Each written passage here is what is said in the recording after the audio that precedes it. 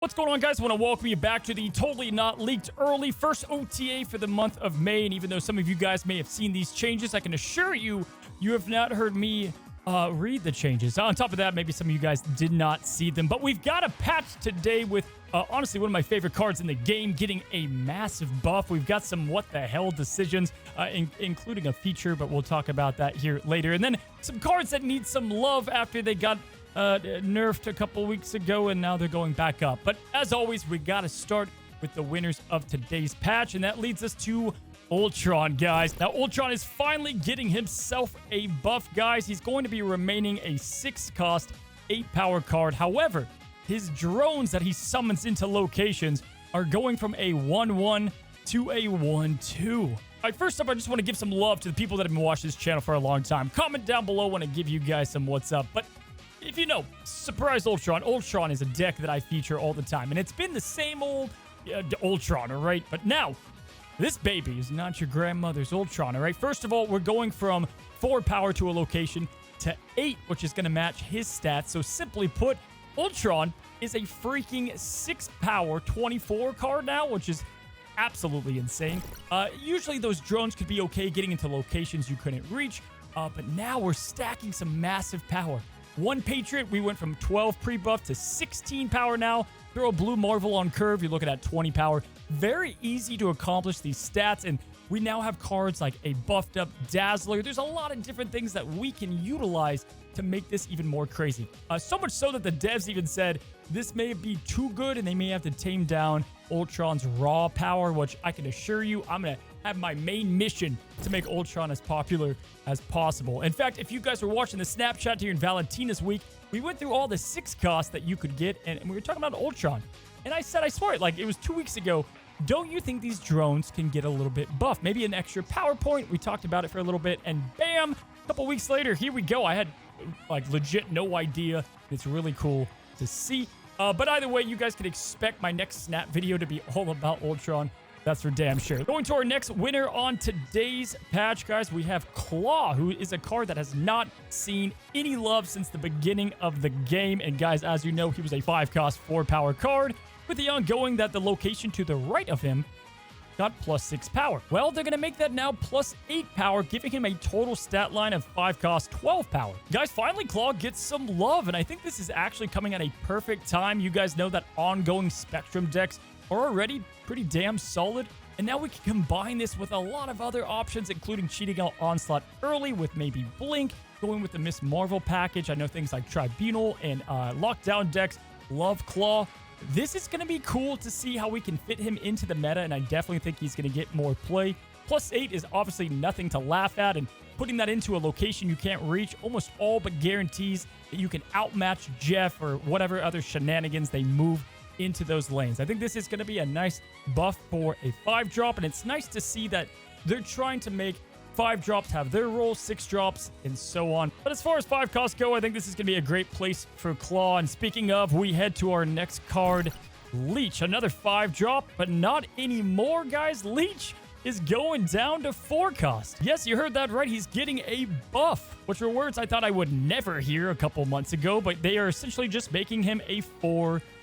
And this is going to be our release valve to Hela. That's kind of always what Leech has been. And, you know, I just featured him in my deck with Blink. I actually like him at this spot a little bit better. I think this is cool, right? If they top deck some of their best cards, you still don't affect them, but you can play out Leech earlier, maybe hoping that you've tagged the Hela or tagged the on reveal. We're getting a lot of insanely strong on reveal cards, and so Leech is probably going to be played a lot more. So just prepare yourselves now for the Leech. Play your, I don't know, like Patriot decks to take advantage of it. But this will definitely make Leech more played.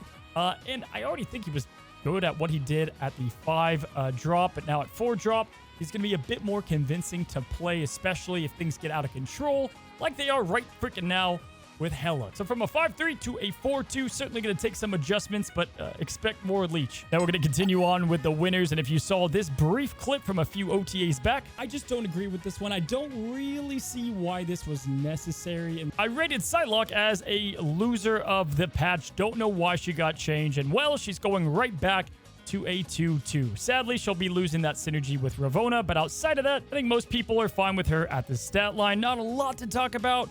Obviously, we have even more ramp options now, and so I don't see Psylocke still getting that much play, but is definitely an option. And then Sauron as well. It was a while ago, but he did go from a 3-3 down to a 3-2. They are taking him right back to a 3-3. So you've got Sauron, you've got Psylocke. Listen, not a lot to break down here. Both of them in their respective decks kind of took bullets for other cards. Sauron, of note, is still good. Shuri's great, and so I expect Sauron to be played more, mainly just because he's in this patch and people remember that he's a card, and is a good card at that. So 3-3, great. 2-2, awesome. We're going to talk about the losers now in the patch. And that kicks us off with a really head-scratching change here. Darkhawk is being nerfed. You heard that right. Not buffed, but freaking nerfed. He's going from a 5-4 down to a 5-3. So they start this off with, it's surprising, we know, but then they say that Darkhawk is one of the most winning cards in the game right now. I don't know what Marvel Snap they're playing. It might be the same one where Captain America and Angel are pretty good, but at the Charlotte, I'm not seeing Darkhawk. In fact, I cooked up a Darkhawk deck a few weeks back, and I'm like, great, a reason to play the card again. But it's beyond me. They're taking him down a power point. So if you weren't playing him, you're still not playing. And if you were playing him, here we go. But again, I guess the data doesn't lie, so they're going to adjust him. Just one of those changes that I feel like more people are just going to play Darkhawk now that they know that he's one of the most winning cards in the game. Yeah, man, this damn card just can't catch a break. It's going down to 5-2. I don't think it's going to be super impactful if you were playing it or not. But I will say it's surprising. That's for damn sure. Now, not surprising is our other change in Lady Deathstrike, who got a super buff, going from one of the worst to the devs stating one of the best cards in all of Marvel Snap in just a few weeks. Now, she was a 5-7. They're not doing a lot here. They're taking her to a 5-6, and this is fine. This is going to be completely fine. Lady Deathstrike is now really cool because of A, the meta being junk, but B, just having multiple roles of an offense and defense card. Very small change here, nothing to, freak out about. This one was a bit more expected compared to Darkhawk, but nonetheless, we've got another nerf. Now, we're going to be ending things with a new feature that we're going to break down very shortly here in Leagues. Now, this is a new feature, not really a game mode. It's like an event, not the mode they've been working on. So let's start there. But they're describing this as, let me read it, compete against small groups of similar players for limited periods, vying for your placement on a leaderboard and earning rewards based on your performance. So you'll be matched up to someone of similar skill level and like how much they play. And then just by playing the game, you'll go up and down this ladder to get more rewards. So on one front, great, play the game, you're still going to get rewarded. However, there's some controversy here between Reddit, Twitter, all the good stuff. And I want to talk about this because I do understand. Now, Leagues is cool. I think the concept is cool. The rewards aren't that great. And in fact, they're actually beta testing this right now. It's not official. It's only in the UK right now. They're testing out, so I haven't even played it. But what I can tell you is there's some L's here, and we need to address them. First of all, you can have power-ups, okay? You can power up and get more league points, and that's great. But it costs gold, and this is where a lot of people have a problem, and where I have a problem. You don't want to introduce pay-to-win in competitive modes. It just takes away... Like, I know there's plenty of great commenters out there that are going to comment that the game's already pay to win. I strongly disagree in some parts. I think there's plenty of decks that you can play with.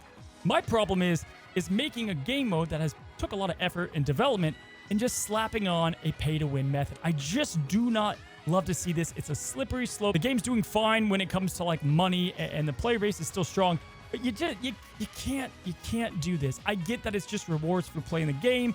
Not a lot of people are going to be trying to chase these big rewards, but if you're going to be establishing something like this, especially the first time we've seen them encourage like competition in a way, this is just not it. So I'm hopeful that the beta is going to relieve some of this stuff. To show a screenshot from the devs on the Discord. So we got the FAQ here, guys, and this is kind of everything you need. I'll leave it here on screen. But yeah, guys, I don't know. I don't agree with this, especially just because we're just clamoring. We're waiting for game modes and for features, and when stuff like this comes out, great, but it's starting to compound, right? We've got that. We had the albums.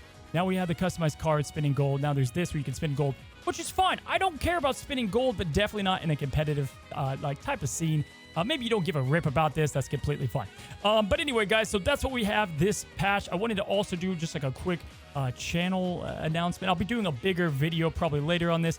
However, as you guys know, Marvel Rivals kicks off in the alpha. And guys, I've got the privilege to be able to play it early, and I am stoked. I'm going to be covering the game, and it marries everything I love in gaming. I was a big fan of Overwatch, big fan of Marvel. You combined it, and you've got a game I think I'm going to love. And so you guys will see some Marvel Rival content here on the channel. It will not slow down any of my Snap content, to let you guys know early here. Don't worry, you're going to get Snap content. Doesn't mean I'm leaving Snap, but super excited about the brand new game. Comment down below your thoughts on this, on leagues, on everything in between. And as always, guys, appreciate you guys hanging out. And until the next one, happy snapping.